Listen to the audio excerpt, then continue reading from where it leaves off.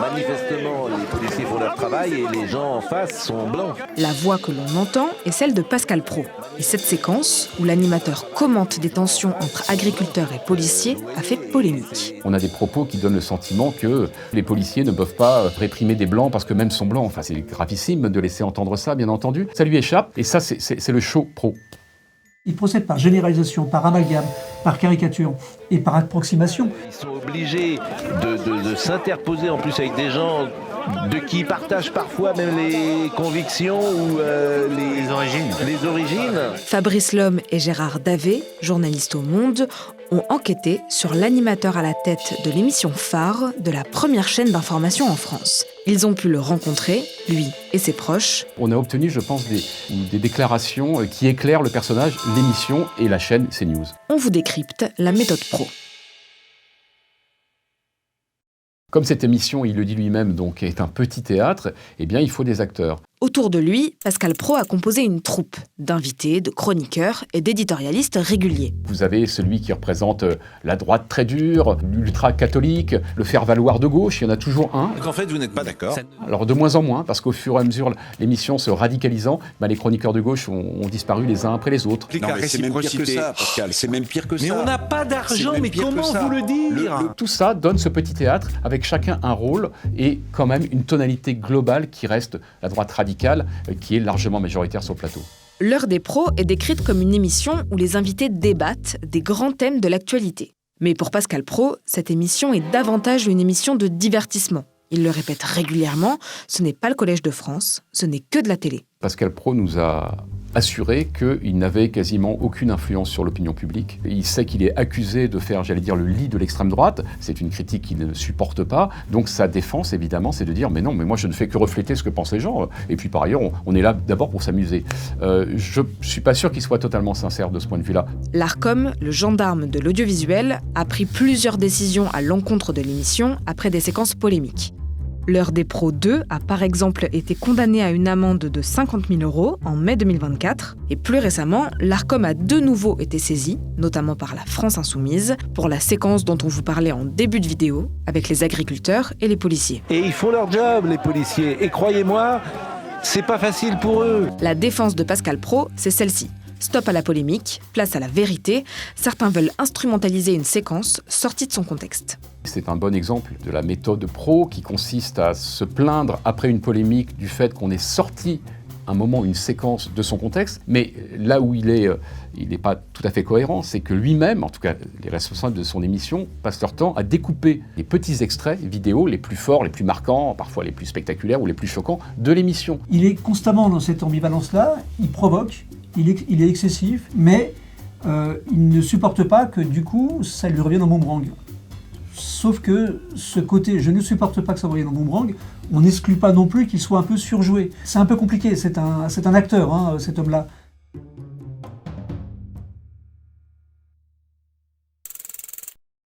Pour trouver les sujets à aborder dans son émission, Pascal Praud s'inspire souvent de ce que lui racontent ses proches, comme par exemple ici, avec la SNCF.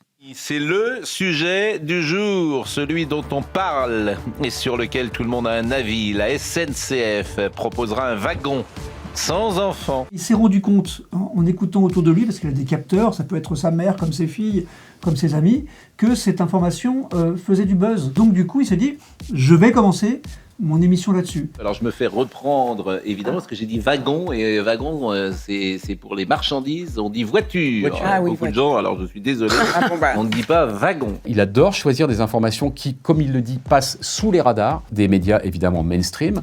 Alors c'est souvent des informations qui évidemment mettent en cause un OQTF ou je ne sais quel acte de délinquance. Ça fait partie des thèmes privilégiés de l'émission. Il arrive à fabriquer cette espèce de mélange de l'information qui n'a aucun intérêt ou qui est un détail de société avec des éléments qui sont essentiels. C'est aussi la faiblesse de cette émission, c'est que tout est au même niveau du coup et que la hiérarchie de l'information n'est absolument pas respectée, il la bouscule en permanence.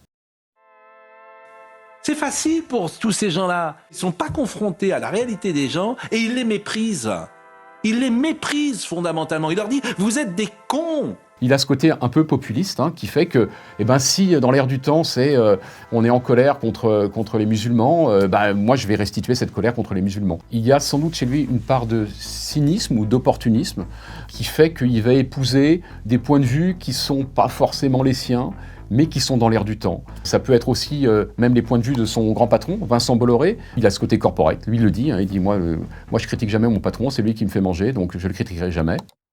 Plus que de s'emparer d'un sujet, la force de la méthode pro, c'est qu'il arrive à imposer le récit, parfois même jusqu'aux responsables politiques. Le chat. Vous êtes au courant de l'affaire du chat? Le jour où il décide de mettre en avant l'histoire d'un petit chat qui est écrasé par un train... Et le conducteur ne l'a pas vu? C'est pas ça, c'est que le conducteur savait qu'il y avait un chat, mais il est quand même parti. Enfin, vous n'avez pas suivi cette affaire-là? Histoire qui lui était susurrée par sa mère, d'ailleurs. Et le train est parti. Je peux vous dire que moi, je me serais mis de... Il impose le récit de telle façon que ensuite Gérald Darmanin, va intervenir pour que cette histoire ne puisse plus jamais se reproduire et qu'on puisse promener son petit chat dans le train sans qu'il soit écrasé. Moi, je peux vous dire que si c'est mon chat, le train ne part pas. Et ce récit, il ne s'impose pas que dans l'heure des pros. On nous a raconté, par exemple, que quand son émission commence, le matin à 9h, il y a une conférence de rédaction qui se déroule en même temps dans les locaux de CNews. Ils sont très nombreux à avoir une oreillette dans l'oreille pour écouter comment Pascal Praud va entamer son émission. Bonjour à tous et bienvenue à l'heure des pros ce matin. Parce que ça donne le là. L'attaque qu'Éric Zemmour a subie à Brest illustre le 2 poids, 2 mesures qui régit l'espace médiatique. Ça donne le ton à la journée qui va se dérouler ensuite sur CNews et ensuite dans tous les médias du groupe Bolloré. Peut-on légitimer la violence en fonction de sa cible? C'est le récit qu'on tente d'imposer. C'est-à-dire que Éric Zemmour... médiatique, disons-le. Oui, le récit médiatique. Qui n'est que le maillon d'un système plus large. On démultiplie la puissance de la caisse de résonance. Et si bien qu'ensuite, évidemment, les politiques, qu'ils soient de droite, de gauche, du centre, ils sont obligés de réagir. Pascal Praud s'est forgé une place centrale au sein de l'écosystème médiatique et politique, mais également dans le groupe Bolloré. Côté audience, la méthode fonctionne. En 2017, à ses débuts, l'émission réunissait 86 000 téléspectateurs. Le 8 octobre 2025, la matinale de l'heure des pros a établi son record, 720 000 téléspectateurs. L'heure des pros 2, l'émission diffusée le soir, dépasse souvent le million. Pascal Praud est devenu, c'est les propres termes de Serge Nedjar, le patron de la chaîne, c'est devenu la star de CNews. C'est quelqu'un qui a pris une importance considérable et donc ça lui donne effectivement un poids, y compris sur la scène politique, qu'il n'a jamais pu espérer obtenir dans les années précédentes. Il ne faut pas oublier que Pascal Praud, au début des années 2010, était un has-been de la télé.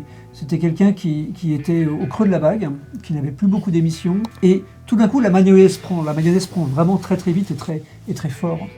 Il y a aussi ce côté, je vais utiliser et faire fructifier ceci, quitte à m'attirer les foudres des confrères ou des collègues. Il y a aussi ça chez lui, cette revanche sur un microcosme qu'il a beaucoup méprisé.